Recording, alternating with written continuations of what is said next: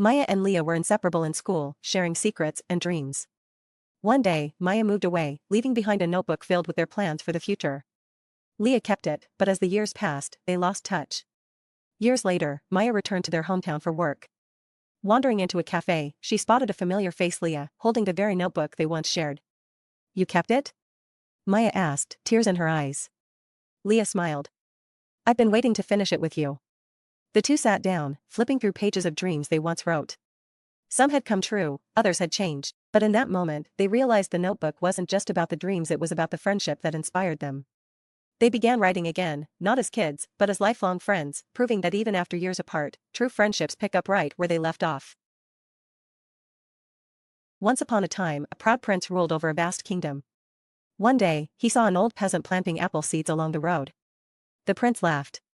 "Why plant trees you'll never see grow?" The peasant smiled. "I enjoy the shade of trees others planted before me. I do this for the ones who will come after." The prince scoffed and rode away. Years later, the prince lost his way during a storm. Weary, he rested under a giant apple tree, its branches heavy with fruit. He realized it was one of the trees the peasant had planted. Humbled, he whispered, "The greatest deeds aren't for ourselves, but for those who follow."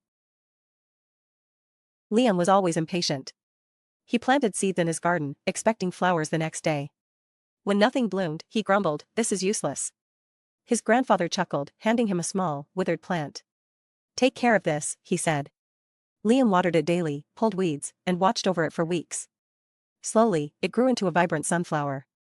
One day, he explained, "It's beautiful." His grandfather smiled. "You see? Maturity is learning that growth takes patience.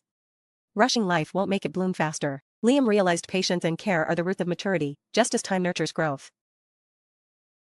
Martha was known for her generous gifts, lavish parties, expensive gadgets, but her elderly mother, Evelyn, always seemed indifferent.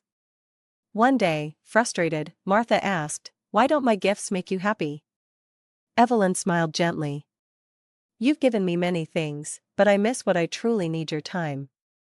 That weekend, Martha canceled her plans and spent the entire day with her mother. They cooked, laughed, and reminisced. Evelyn's eyes sparkled with joy. Martha finally understood that no present could replace presence. The greatest act of care is giving your time to those who need it. One frosty morning, Clara stumbled upon an old mirror at a market. The seller warned, "It shows true beauty, but only to those who help others."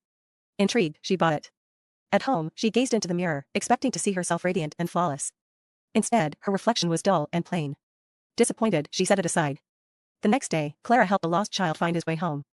Later, when she glanced at the mirror, a soft glow appeared around her reflection. Curious, she began doing more, feeding stray animals, helping an elderly woman with her bags, and offering kind words to strangers. Each act of kindness made her reflection shine brighter. By year's end, her reflection was filled with warmth and light. She realized true beauty comes from the kindness we show.